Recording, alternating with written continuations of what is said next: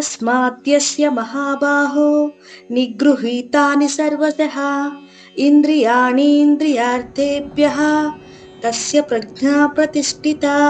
పద అర్థం చూద్దాం రండి. తస్మాత్ అందువల్ల, యస్య ఎవరిలో, మహాబాహో ఓ మహాబాహో అర్జున, నిగృహీతాని నియంత్రించబడిన, సర్వశః అన్ని విధాలుగా, ఇంద్రియాణి ఇంద్రియాలు, ఇంద్రియార్థేభ్యః ఇంద్రియ విషయాల నుండి, బాహ్య ఆకర్షణల నుండి, తస్య ఆ వ్యక్తి యొక్క ప్రజ్ఞ జ్ఞానం వివేకం ప్రతిష్ఠిత స్థిరంగా ఉంటుంది.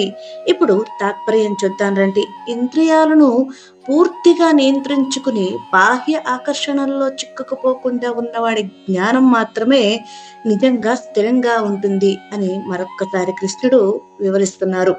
ఇప్పుడు సందర్భం చూద్దాం రండి. 2వ అధ్యాయం 67వ శ్లోకంలో ఇంద్రియాలను అనుసరించే మనసు జ్ఞానం దారి తప్పుతుంది అని పడవ గాలి ఉదాహరణతో వివరించారు. అయితే ఈ శ్లోకంలో ఈ మొత్తం సమస్యకు పరిష్కారం ఏమిటి, ఎవరి జ్ఞానం నిజంగా స్థిరంగా ఉంటుంది అని ముగింపు పలుకుతున్నారు. భగవద్గీత మరింత మందికి చేరువ కావాలి అంటే నా వీడియోని మీరు తప్పకుండా లైక్ చేయాలి.